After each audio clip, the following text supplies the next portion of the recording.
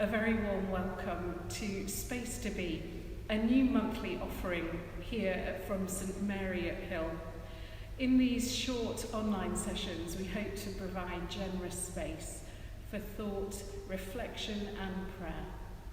So for these next few moments, you are most welcome.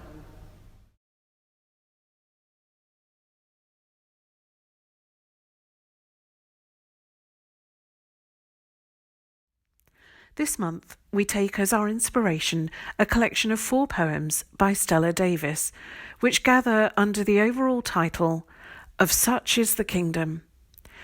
The individual poems settle on various points of the day and together lead us through the movement from dawn to night.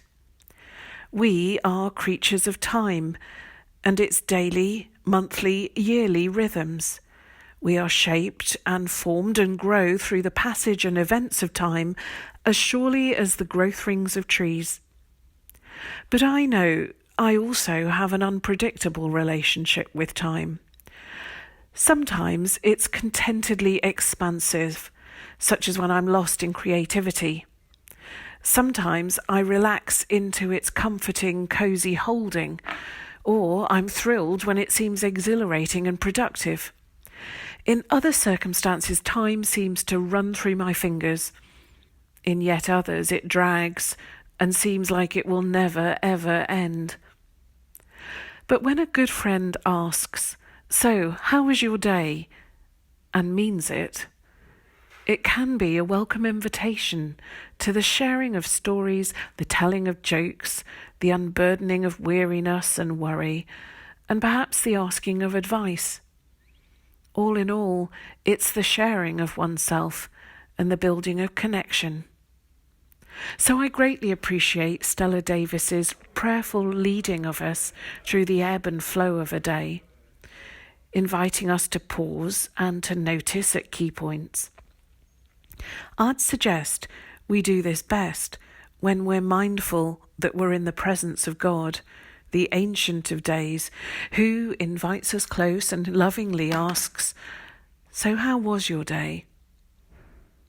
Here is the second of the poems, first read by the poet, then set to music by our director of music, Robert Mingay Smith, and sung by the Seraphim Ensemble. In daylight's high moment, everything is given, of warmth, of colour, blazing in all the gardens, tawny, leonine, scarlet, each blossom humming, brimming with sun and bees. The lawns put forth a multitude of daisies and of children, and in this hour, this bounteous hour, feel how the whole earth breathes of heaven.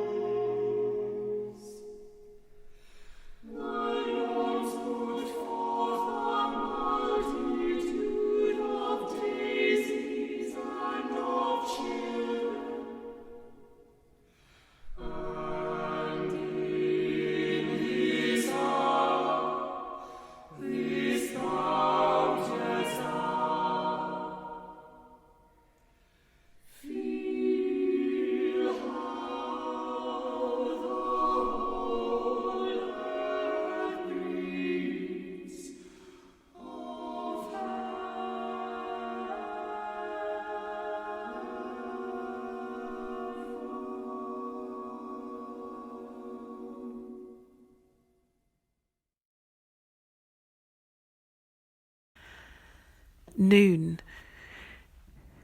The images that the poem brings to life for me are those I associate with the bright noonday in full summer. The time of day and the season evoking the sense of rich light, abundance, bounty, the fruiting and flowering of all that had been laid down before, the playful noise of children, recreation, productive activity, the movement of bees, the reverberation of life, richness of colour and light. I wonder what seems to be coming into glorious flower or bearing fruit. What's bringing colour and light to life, to your days? Where is your energy and activity being directed and demanded at present? How are you finding the balance between activity and recreation, between focus and laughter?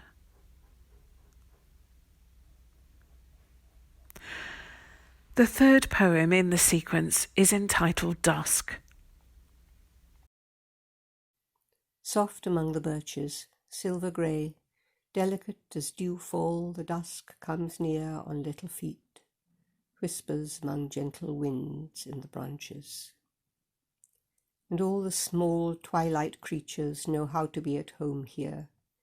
They make their way through mossy paths, quite soundless. The falling quiet is like a prayer, endlessly answered.